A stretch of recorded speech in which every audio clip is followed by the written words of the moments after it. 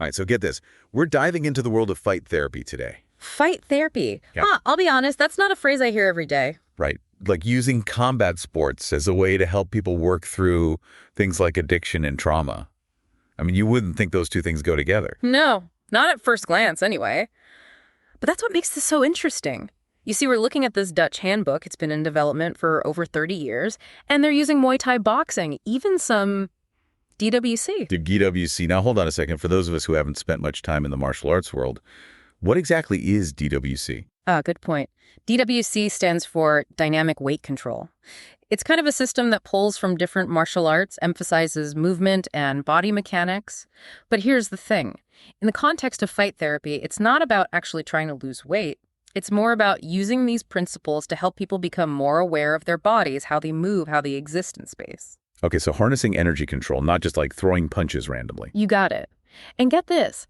They've seen that this structured approach with the focus on discipline respect can be incredibly therapeutic. And one of the things they emphasize is the power of observation. Wait, observation. So like watching how people are moving. Yes, exactly. Picking up on those subtle things, body language, facial expressions, even just how someone's breathing.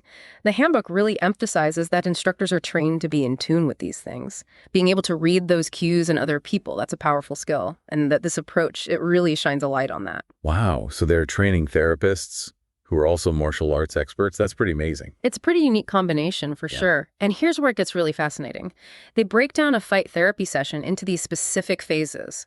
Each phase has a therapeutic goal, from warming up to cooling down. It's all very deliberate. Let's break that down a bit. What's actually happening in each of these phases, and how does that connect back to the therapeutic process? Sure. So the warm-up, it's not just about stretching. It's about transitioning from the outside world into this focused environment.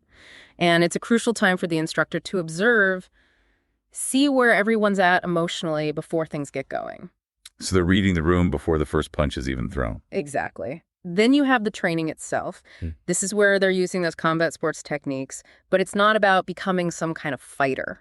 So what's the objective then? If it's not about winning a championship belt, what's the goal during these intense training sessions? That's where the therapy really kicks in. Every move, every strike, it's about self-control, learning to channel energy and facing those inner struggles, but in a safe and controlled way. The handbook actually argues that we're all fighting our own battles, whether it's addiction or trauma or just dealing with the everyday struggles of life. That's a powerful way to look at it. It's like, right. Instead of letting those battles overwhelm us, this approach is about stepping into the ring and taking control, even if it's just a simulated fight. You got it. And what I find fascinating is how they're using these physical actions to deal with emotional and behavioral stuff. For example, if someone's dealing with aggression, they might focus on controlled breathing and really disciplined movements to help them learn to manage those emotions in a new way. So they're taking those raw, almost instinctive reactions and teaching people how to master them rather than be controlled by them. Exactly. And the instructor's expertise is crucial here. They're trained to not only teach the techniques, but to also see those subtle shifts in someone's emotions, those little nonverbal cues that might mean someone's struggling. It's like having a therapist in your corner, but instead of just talking, they're guiding you through these internal battles while also teaching you how to throw a good punch. That's a great way to put it. And that ability to personalize the training based on what each person needs, that's what I find so interesting about fight therapy. It's not a one-size-fits-all thing. It's about meeting people where they are and helping them grow at their own pace. So it's not just about learning to fight. It's about learning to fight for your own well-being. You got it.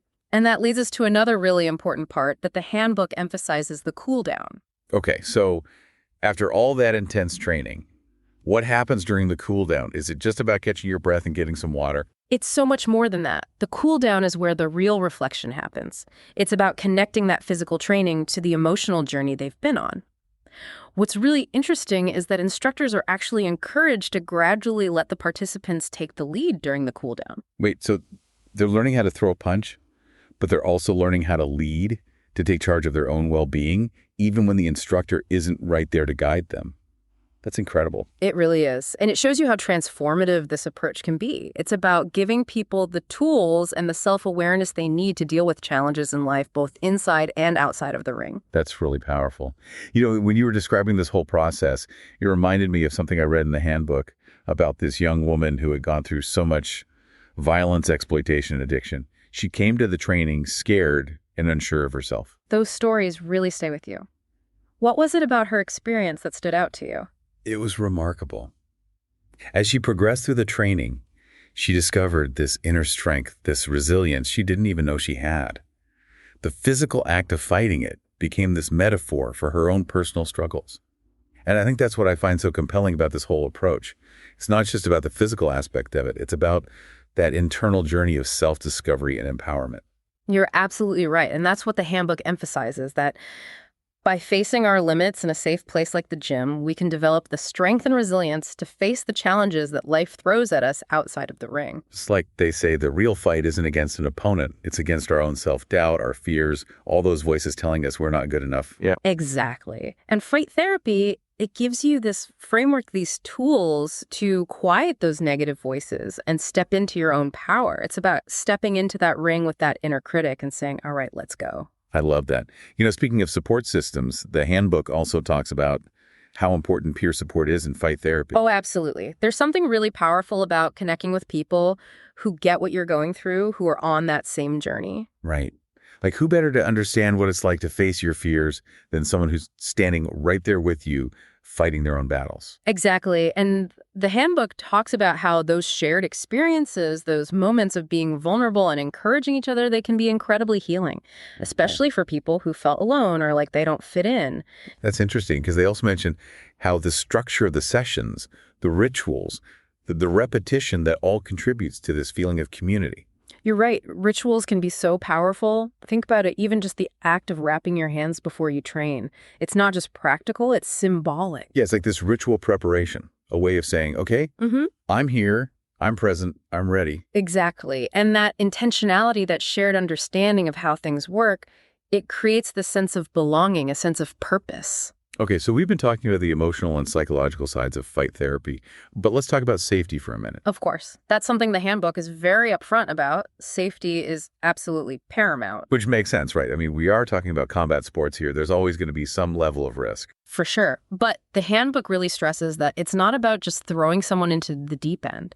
It's all about gradual progression, making sure there's proper instruction, close observation to keep the risk of injury as low as possible.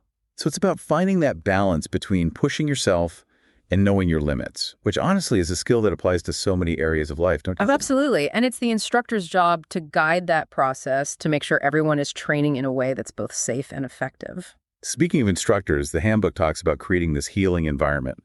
What are some of the things that make that kind of atmosphere? Well, it's a few things combined: the actual physical space, the way the instructor interacts with everyone, the whole vibe at the gym. So it's not enough to just have a heavy bag and some gloves lying around. Yeah. It's about creating a space where people feel like they can open up, make mistakes, and ultimately grow. Exactly. And that all starts with the instructor.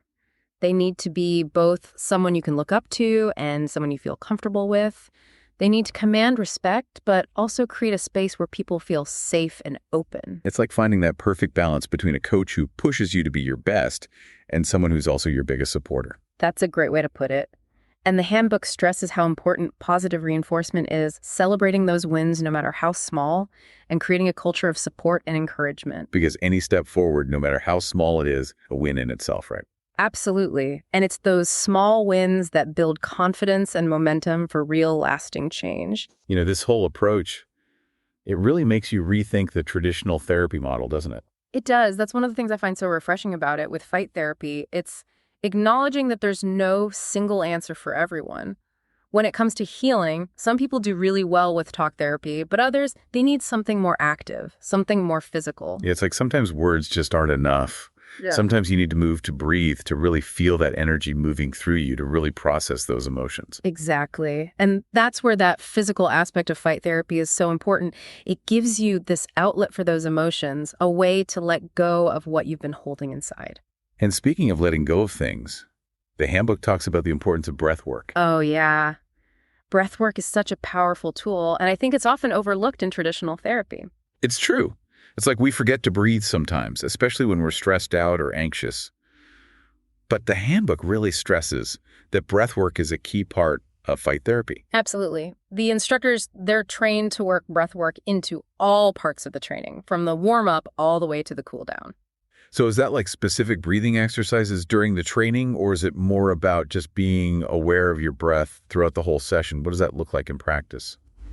It's a little of both. They might do some specific breathing exercises to help calm the nervous system, like box breathing, where you breathe in, hold it, breathe out, hold it for equal counts. But it's also about tuning into your breath while you're training. So like noticing how your breathing changes when you're throwing a punch or kicking the heavy bag. Exactly. And it's about learning to use your breath to manage your energy, to stay present in the moment, even when things get really intense. So it's like your breath becomes this anchor, something you can always come back to no matter what's happening around you. Exactly. And that feeling of control, that ability to regulate yourself, that's a game changer, both in the ring and in everyday life. It's like they say, master your breath, master your mind. I love that. And that just goes to show you the potential of this approach. It's not about becoming some kind of fighter. It's about developing self-mastery, resilience, and a deep understanding of yourself. You know, it's funny how this whole approach takes something that we usually think of as a negative thing, aggression, and turns it into something positive, something that helps you grow. It really makes you see things differently, doesn't it? It's not about pretending you don't have those feelings of anger or aggression. It's about learning how to use them in a healthy way. Yeah, instead of trying to just bury those emotions, fight therapy gives you this safe space to express them, to really work through them. Exactly. And that's a really important point. The handbook talks about how facing those darker parts of ourselves, those parts we might not be so proud of, can actually make us stronger. It's like we're not defined by our anger or our aggression, but by how we choose to react to it. Absolutely. And that choice, that feeling of being in control, that's really powerful. It's about recognizing that we have the power to decide how we show up, how we react, even when things are tough. Hearing you talk about choice and empowerment, it made me think about another big theme in the handbook, this idea of limits. Yes. Knowing our limits, both physically and emotionally, that's so important in this work. That's like in everyday life, we often avoid pushing our boundaries. We like to stay in our comfort zones. But fight therapy, it encourages us to explore those edges, to see what we're really capable of. And to do it safely with a trained professional there to guide you. It's not about being reckless. It's about taking calculated risks, stepping outside those comfort zones in a way that challenges you, but also makes you feel stronger. So it's about finding that balance between pushing yourself and respecting your own boundaries, something that's useful way beyond the gym, right? 100%. Knowing how to set those healthy boundaries, that's crucial for everything. Relationships, work, even just how we treat ourselves. So it's like fight therapy isn't just about training your body. It's about training your mind to deal with the world with more awareness, resilience, and compassion. You got it. And that brings us to something really important. How do we take what we learn in the gym and use it in our everyday lives? Right. It's one thing to handle yourself in the ring, but how do you apply that strength to the real world? That's where the real challenge is. The handbook talks about how those principles of discipline, respect, self-control, they can be used everywhere, whether you're dealing with a difficult boss, navigating a tough relationship, or just trying to manage stress better. So it's about taking that fighter's mindset, the focus, the determination, that ability to stay cool under pressure, and using it for those daily challenges we all face. Exactly. And the handbook even gives you some practical tips for how to do that, like using those breathwork techniques to calm down when things get heated, or visualizing yourself successfully getting through a stressful situation. It's like having this whole new set of tools to deal with life's curveballs. And you know what? It all ties back to that core idea we discussed earlier, respect. Couldn't agree more. Respect is the foundation of everything here. And it's not just about bowing before you spar. It's about truly valuing yourself and others, recognizing that everyone has worth. You said it. And that respect, it goes beyond the gym. It's about treating everyone we meet with kindness, empathy, understanding. Because at the end of the day, we're all in this together, right? We're all fighting our own battles, even if we can't always see them. I love that. And I think that's such an important message for everyone listening. That sense of connection, knowing you're not alone in what you're going through, that can be incredibly healing. It's like even though we're all facing different opponents in a way, we're all in the same arena, fighting to become better versions of ourselves, fighting for a better world. And sometimes all it takes is that little bit of courage to step into the ring, to confront those fears, and to find that inner champion. That's a great point. So as we wrap up our deep dive into fight therapy, I'm curious, what's the one thing you hope our listeners take away from all of this? That's easy. It's that change is possible, healing is possible, and sometimes the paths we least expect can lead us to our greatest victories. Well said. And on that note, we'll leave you to think about the power of fight therapy. Until next time, keep those gloves up and keep diving deep.